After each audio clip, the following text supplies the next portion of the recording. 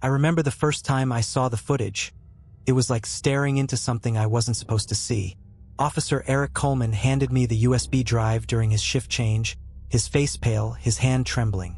"Don't watch it alone," he muttered before disappearing into the rainy night. But I did.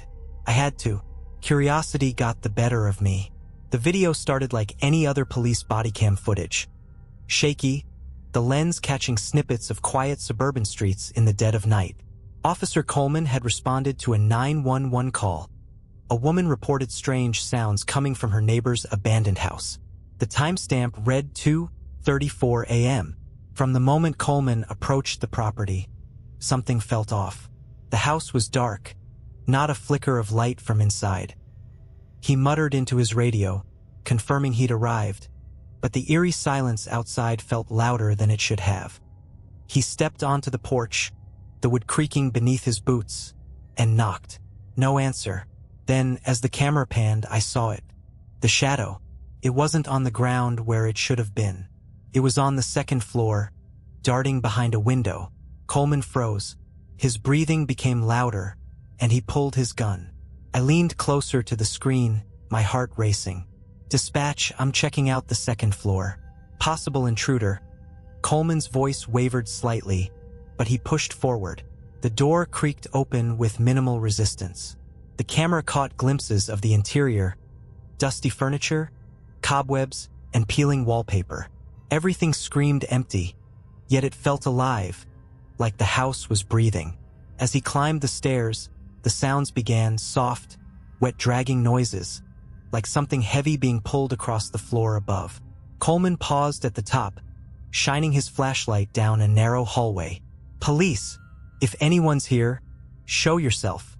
His voice cracked slightly, and I could feel his unease. That's when it happened. The dragging sound stopped abruptly. For a moment, there was nothing but silence.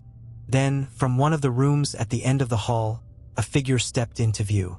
It was a man, or at least it looked like one.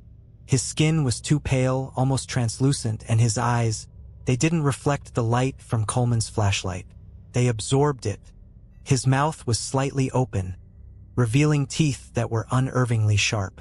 "Sir, put your hands where I can see them," Coleman barked, but the man didn't move. And then, faster than the camera could fully capture, the figure lunged forward, letting out a guttural, inhuman growl. The video cut to static for a moment before returning. Coleman was running now, his flashlight shaking wildly. He screamed into his radio for backup, but the response was garbled, like the signal was being jammed. The camera caught glimpses of the figure chasing him, its distorted limbs, its unnatural speed. At one point, Coleman turned and fired. The figure didn't slow. It didn't even flinch. By the time Coleman made it out of the house, he was covered in sweat and breathing like he'd run a marathon. The camera panned back to the house, but the figure was gone. The video ended there. I sat back, my hands shaking. I couldn't tell if what I'd just seen was real or some elaborate prank. But the fear in Coleman's voice, the raw terror in his eyes, it couldn't be faked.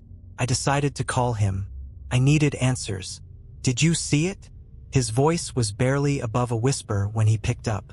"What was that thing?" I asked, my voice trembling. "I don't know," he replied. "But it's not the first time it's been reported." "What do you mean?" "There's a reason that house has been abandoned for decades," he said. "Every cop who's gone in there, none of them come out the same. Some don't come out at all." Before I could respond, there was a loud knock on my door. "Coleman?"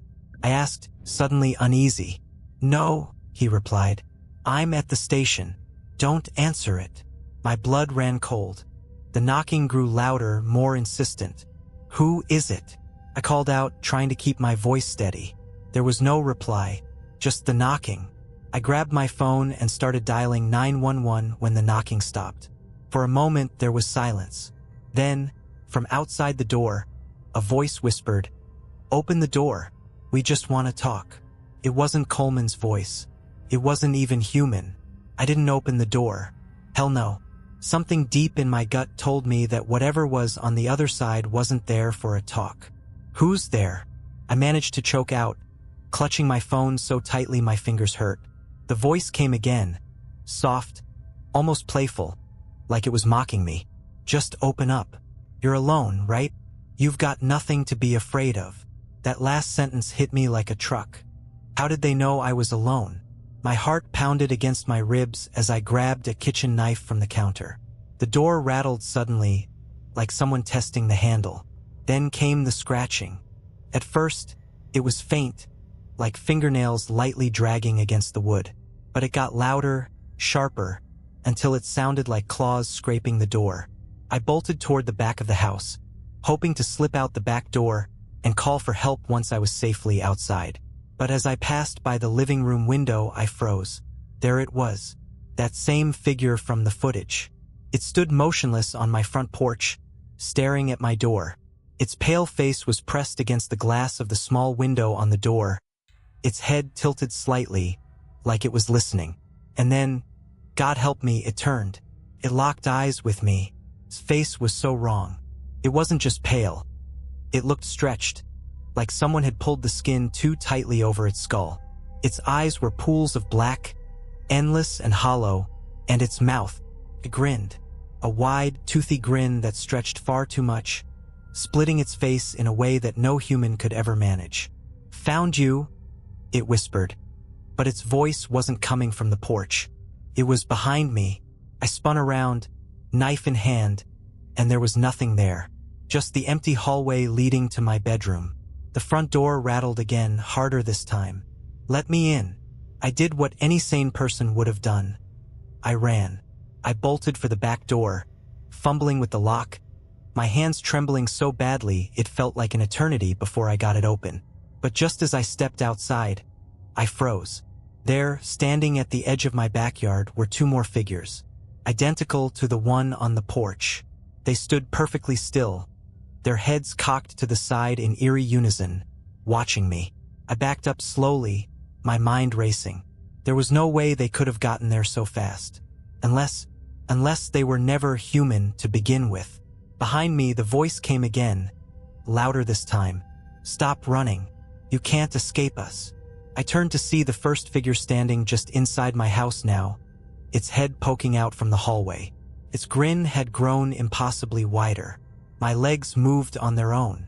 I sprinted down the yard toward the fence, leaping over it like my life depended on it, because it did. The moment I hit the pavement of the alley behind my house, I pulled out my phone and dialed 911. The dispatcher picked up immediately. 911, what's your emergency? They're after me. I stammered, out of breath. Who's after you? I don't know. I think they're from the house on Elm Street. There was a long pause on the other end of the line. Sir, stay where you are. Officers are already on their way. I glanced back toward my yard. The figures were gone. For a brief moment, I thought I might actually make it out of this alive. That is, until I noticed something that made my blood run cold. Across the street, under the glow of a flickering street lamp, was a police cruiser. I squinted, trying to make out who was inside. The driver's side door opened, and out stepped Officer Coleman. But something was off. Coleman's movements were stiff, mechanical, like a puppet on strings. His head tilted unnaturally to the side as he turned to face me. "Backup's here," he said, his voice flat and lifeless. Behind him, the figures appeared, stepping out of the shadows one by one. I ran again. I didn't know where I was going. Just away. Away from the house, from Coleman, from whatever the hell those things were. My legs burned. My lungs felt like they were on fire, but I didn't stop. Then, in the distance, I heard the sound of sirens. Real police sirens. I turned a corner and spotted two squad cars speeding toward me. Relief washed over me, but it was short-lived. As the cars screeched to a stop, the figures appeared again, stepping into the street like ghosts. The officers jumped out, shouting commands, but the figures didn't flinch. What happened next? I'll never forget. The figures moved in unison, faster than any human could, closing the distance between them and the cops in seconds. Before I could even process what I was seeing, one of the officers was dragged into the shadows. The other fired his weapon, but it was like the bullets didn't even touch them. I didn't stick around to see what happened next. I ran into the nearest building, a gas station, and locked the door behind me. The cashier stared at me like I was insane, but I didn't care. "Call the police," I gasped. "They're already here," he said, pointing to the window. And there they were, Coleman, the figures, all of them, standing perfectly still under the fluorescent lights of the parking lot, staring straight at me. The cashier stood frozen, his face pale as he looked between me and the figures outside. "What the hell is going on?" he whispered. I didn't answer. What could I say? How do you explain something like that? My entire body was trembling, and my mind raced through every possible escape route. "We need to go. Now." I managed to choke out, my voice shaking. The cashier hesitated. "Go? They're right outside. What if—" Crash! The sound of shattering glass cut him off. One of the windows at the far end of the gas station had just exploded inward. The air felt colder suddenly, like something had sucked all the warmth out of the room. "They're coming in," I whispered, backing away toward the storage room. "We have to hide." The cashier grabbed a baseball bat from under the counter and looked at me, his hands trembling. "Hide? From what? They're just people, right? Right?" "Not people," I muttered, shaking my head. "Not anymore." Another crash. This time, the sound came from the front entrance. The glass doors were still intact, but something was pounding against them, hard. The lights inside the store flickered, casting eerie shadows across the shelves. I grabbed the cashier by the arm and pulled him toward the storage room. He resisted at first, but when the pounding on the door turned into a loud, guttural growl, he didn't argue. We locked ourselves in the storage room, pushing a metal shelf against the door for good measure. The small room smelled like stale bread and cleaning supplies, but it felt like the only safe place left in the world. For a moment, it was silent. Too silent. What are they?" the cashier asked, his voice barely above a whisper. "I don't know," I admitted, sinking to the floor. "But they're not human. Not anymore." We sat there in silence, the only sounds being our ragged breathing and the faint hum of the flickering lights outside. I thought maybe, just maybe, they'd leave. But then came the voice. It was soft at first, almost a whisper, coming from the other side of the door. "Why are you hiding?" The cashier and I froze. "We just want to talk." The voice continued, eerily calm. "You can't stay in there forever." I clutched the knife in my hand tighter, my palms slick with sweat. I motioned for the cashier to stay quiet, but the guy was losing it. His breathing grew louder, more erratic, and I knew he was on the verge of breaking. "Please," the voice said again, now directly outside the door. "Don't make this harder than it has to be." The door creaked, not from being hit, just creaking, like it was bending under the pressure of something heavy. I glanced around the storage room, desperate for an escape route. There was a small vent near the ceiling, just big enough for one person to squeeze through. "You see that?" I whispered to the cashier, pointing at the vent. "You go first. I'll hold them off." "No way," he whispered back, his eyes wide. "I'm not leaving you here." "You don't have a choice," I said. "One of us has to make it out alive. Now go." Reluctantly, he climbed onto a stack of boxes and started unscrewing the vent cover. Meanwhile, the door groaned louder. I could see it bowing inward, the metal shelf barely holding it in place. And then it stopped. The silence was worse. The cashier froze halfway into the vent, his head sticking out as he listened. "Did they leave?" he whispered. "No," I replied, my voice barely audible. The lights in the storage room flickered, then went out completely. The darkness was suffocating, and for a moment, I thought I'd gone blind. And then, from the pitch black, came the voice again. "We're already inside." I turned sharply, my heart pounding so hard I thought it might burst. In the faint light from the vent, I saw them. Two figures stood in the corner of the room, their black eyes glinting in the darkness. They didn't move, didn't make a sound. They just stood there, staring. The cashier screamed, scrambling into the vent as fast as he could. "Don't look at them," I shouted, but it was too late. One of the figures stepped forward, its movements slow and deliberate, like it was savoring the moment. "Where will you go?" it asked, its voice echoing unnaturally in the small room.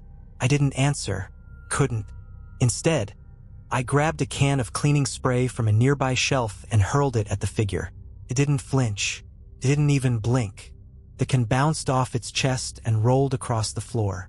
The cashier disappeared into the vent, and I turned to follow. Just as I grabbed the edge of the opening, something cold wrapped around my ankle. I screamed, kicking wildly, but the grip was like iron. I looked back and saw one of the figures holding me, its grin wider than ever. "You can't run forever," it said, its voice dripping with malice. But I didn't stop fighting. With a burst of adrenaline, I kicked it square in the face. The force was enough to make it let go, and I scrambled into the vent, my heart racing. The narrow metal tunnel felt like it went on forever. Behind me, I could hear the sound of the figures crawling after us, their movements quick and unnatural, like spiders skittering across a web. The vent was a maze of twisting metal, the sound of my panicked breathing echoing off the walls. Every few seconds, I glanced behind me, half expecting one of those things to be right there, its empty black eyes staring into mine. The cashier was ahead of me, his legs kicking frantically as he wriggled through the tight space. "Where does this lead?" I shouted, my voice bouncing off the narrow walls. "Out back," he yelled back, his voice trembling. "There's a service hatch." Behind us, the sound of scraping metal grew louder. I couldn't see them, but I could hear them. Those inhuman, jerky movements as they crawled through the vent like predators closing in on prey. "Faster," I yelled, though my arms and legs were already burning from the effort. We reached a fork in the vent system, and the cashier hesitated, looking both ways. "Which way?" I demanded. I don't know," he stammered. A loud clang reverberated through the vent, followed by an unnatural growl. They were close now. Too close. "Pick one," I shouted. The cashier scrambled to the left, and I followed without thinking. The vent seemed to slope downward slightly, and I prayed it was leading us to the exit. Then I heard it, a faint sound ahead. The rush of wind, the hum of the outside world. We were close. "Almost there," the cashier yelled, relief seeping into his voice. But as we rounded the final bend, that hope shattered. The vent was blocked. A heavy metal grate covered the exit, rusted and secured with bolts that looked older than I was. The cashier slammed into it, frantically clawing at the bars. "No, no, no," he cried, tears streaming down his face. "This can't be it." I looked behind us. The scraping noises were louder now, echoing closer and closer. "They're coming?" I muttered, gripping the knife tighter. The cashier turned to me, his eyes wide with terror. "What do we do?" I didn't have an answer. My mind raced, but all I could think about was the look on Coleman's face. The way those things moved, the way they spoke. Whatever they were, they weren't going to stop until they had us. Then I saw it, a small gap between the grate and the edge of the vent, just wide enough to maybe slip through. "Help me," I said, wedging the knife into the gap and trying to pry the grate loose. The cashier joined me, using his bare hands to pull at the rusted metal. The vent shook as the figures got closer. I could hear them now, their ragged breathing, their guttural whispers. "Almost there," I grunted, putting all my weight into the knife. With a loud screech, the grate finally gave way, falling outward and clattering onto the pavement below. Daylight streamed into the vent, a stark contrast to the nightmare we were trapped in. "Go!" I yelled, pushing the cashier toward the opening. He didn't need to be told twice. He scrambled out of the vent, and I followed right behind him, tumbling onto the asphalt of an empty alleyway. But we weren't alone. They were waiting for us. 4 of them stood at the mouth of the alley, their heads tilted in perfect synchronization, their black eyes glinting in the sunlight. Behind me, the vent rattled as the others closed in from inside. "We told you," one of them said, its voice calm and chilling. "You can't escape us." The cashier grabbed my arm, pulling me toward a fire escape. "Come on," he shouted. We bolted toward it, climbing the rusty ladder as fast as we could. Below, the figures didn't chase us. They just watched, their heads slowly tilting upward as we ascended.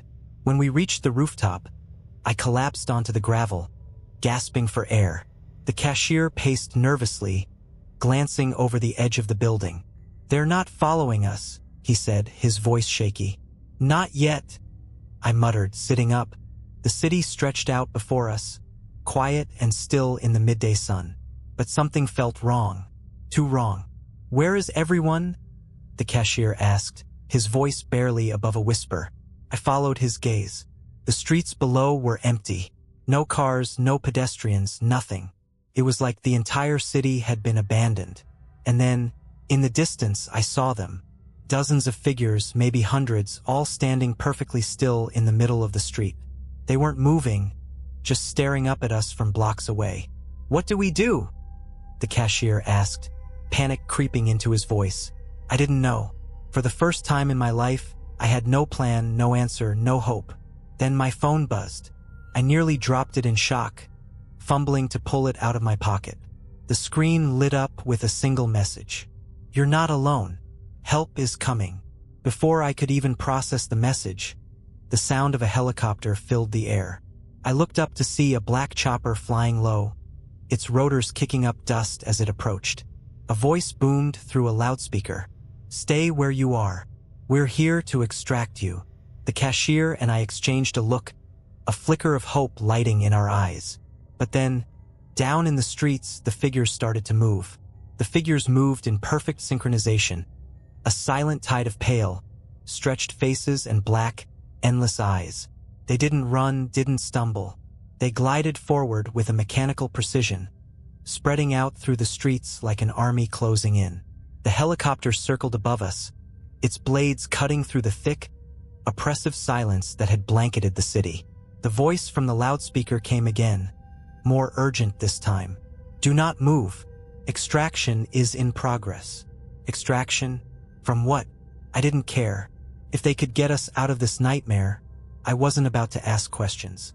The cashier waved his arms frantically at the helicopter, shouting, "Over here! Get us out of here!" I watched the figures below, their movements deliberate, calculated. They weren't rushing, they didn't need to. They knew time was on their side. Then one of them stopped. It turned its head up toward the helicopter, that same eerie grin stretching across its face. The others followed, dozens of them tilting their heads in unison, staring at the chopper like predators sizing up prey. And then, they started to change. Their bodies twisted and contorted in ways that should have been impossible. Limbs bending backward, torsos elongating unnaturally.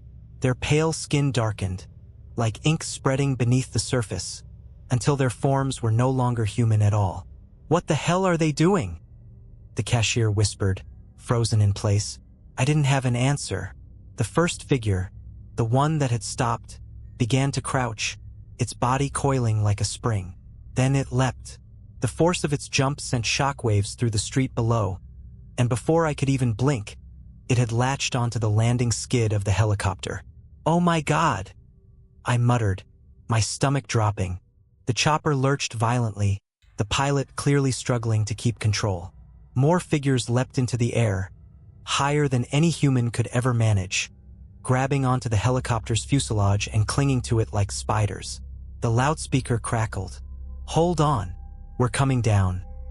The sentence cut off abruptly as the helicopter spun out of control, its rotors clipping the edge of a nearby building.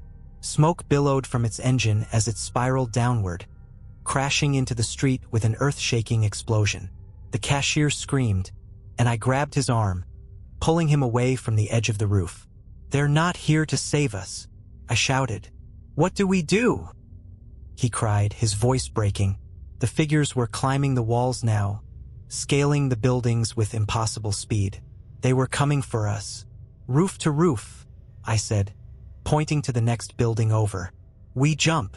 The cashier looked at me like I was insane. "Are you kidding me? Do you want to die here?" I snapped. Without waiting for an answer, I ran to the edge of the roof, my heart pounding so hard I thought it might burst. The gap between the buildings was at least 10 feet, and the drop below was unforgiving. Broken glass, jagged debris, and the twisted wreckage of the helicopter. I didn't give myself time to think. I just ran. My feet left the edge of the roof, and for a moment it felt like time slowed. I was weightless, suspended in the air above a city that had turned into a nightmare. Then I hit the other roof, my knees buckling as I landed. Pain shot through my legs, but I didn't stop. I turned back to see the cashier hesitate, staring down at the street below. "Jump!" I screamed. He took a running start and leapt, barely making it to the edge of the roof. I grabbed his arm and hauled him up just as one of the figures reached the rooftop behind us. It let out a guttural scream, the sound piercing and inhuman, before leaping toward us. I didn't think, I just acted. I swung the knife, catching it midair. The blade sank into its chest, but it didn't slow down. Crashed into me, sending us both tumbling to the ground. Its face was inches from mine, its black eyes boring into me.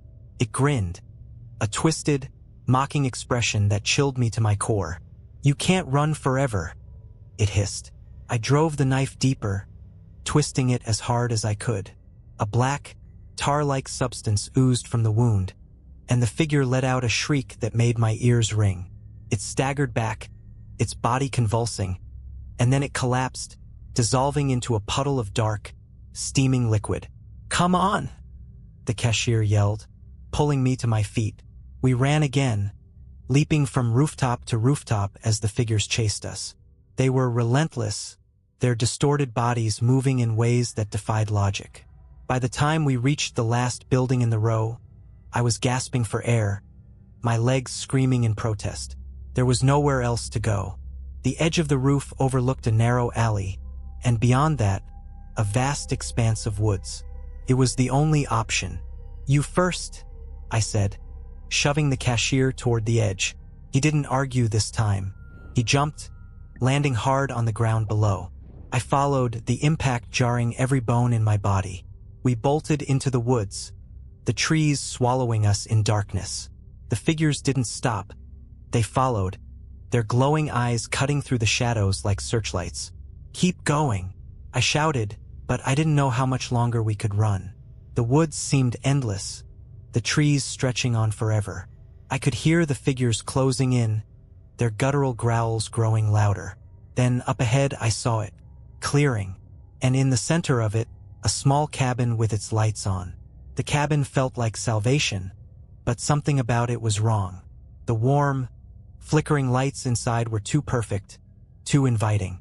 Still, with the figures closing in behind us, there was no time to think. It was our only chance. "Go!" I yelled, pushing the cashier forward as we burst into the clearing. The door to the cabin was slightly ajar, swaying gently in the wind. The cashier reached it first, shoving it open and stumbling inside. I followed, slamming it shut behind us and throwing the bolt across. For a moment there was silence. The cabin was simple. Wooden walls, a small table in the corner, a fireplace crackling softly. Felt untouched, like it had been waiting for someone. "They'll find us," the cashier whispered, pacing back and forth. His face was pale, his eyes darting to the windows as if he expected one of those things to burst through at any second. I pressed my back against the door, clutching the knife tightly. "We'll hold them off. If we—" A loud thud cut me off, came from the roof. The cashier froze, his eyes wide with terror. "They're here." The thud came again, followed by the sound of scraping claws. Whatever was on the roof wasn't trying to be quiet anymore. Then came the whispers, soft, echoing voices, too many to count. They spoke in unison, a chorus of chilling harmony that filled the cabin with dread. "You can't hide. You can't run. We've already won." The lights inside flickered, casting long, dancing shadows across the walls. The fire in the hearth sputtered, almost going out. And then the front door began to rattle. "They're coming through!"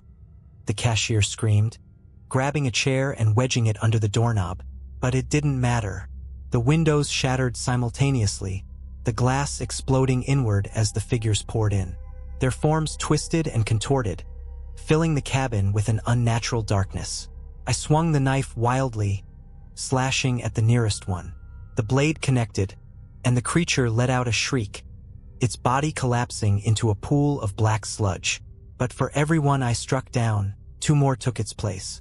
The cashier was screaming, backing into a corner as the figures surrounded him. "Help me!" he yelled, his voice breaking. I tried to reach him, but one of the figures grabbed me, its clawed hand wrapping around my arm like a vice. "Enough!" it hissed, its face inches from mine. "This is the end." And then everything stopped. The figures froze, their black eyes flickering like dying flames. The whispers ceased, replaced by a low, resonant hum that seemed to vibrate through the very air. The cabin began to glow, a soft, golden light emanating from the walls themselves. The figures recoiled, their distorted forms writhing as if in pain. What's happening?" the cashier stammered. I didn't know, but as the light grew brighter, I felt a strange warmth wash over me, a sense of calm that didn't belong in this nightmare. The light coalesced in the center of the room, forming into a figure, a man or something that looked like one. His face was obscured, his body shimmering like it was made of pure energy. "Leave," the figure said, his voice deep and commanding. The figures shrieked, their bodies convulsing as they were pulled backward, sucked into the darkness outside the cabin. One by one, they vanished, their screams fading into nothingness. When the last one was gone, the glowing figure turned to me. "You shouldn't have seen this," he said, his voice tinged with something like regret. "Seen what?" I asked, my voice trembling. "The truth," he replied. "They are everywhere, watching, waiting. But you," he paused, as if weighing his next words carefully. "You are not ready to fight them." "Fight them?" the cashier blurted out, stepping forward. "What does that mean? Who are you?" The figure didn't answer. Instead, he raised a hand, and the room was filled with blinding light. When I opened my eyes, I was back in my apartment. The knife was still in my hand, but there was no blood on it, no broken glass, no black sludge, no signs of the nightmare I just endured. The world outside my window looked normal. Cars passing by, people walking their dogs, the sun shining down like nothing had happened. But I knew better. I grabbed my phone, desperate to call the cashier to make sure he was okay. But there was no record of his number in my contacts. No messages, no missed calls. It was like he'd never existed. But as I sat there, trying to make sense of it all, I noticed something on my desk. A single note, written in handwriting I didn't recognize. "You survived this time, but they'll be back. I haven't slept since. Did you like these stories? Write in the comments. And please write what you didn't like. It will be useful for me to know your opinion. And I will improve my work. Thank you. Subscribe to my channel and click the bell so as not to miss new stories. I try for you.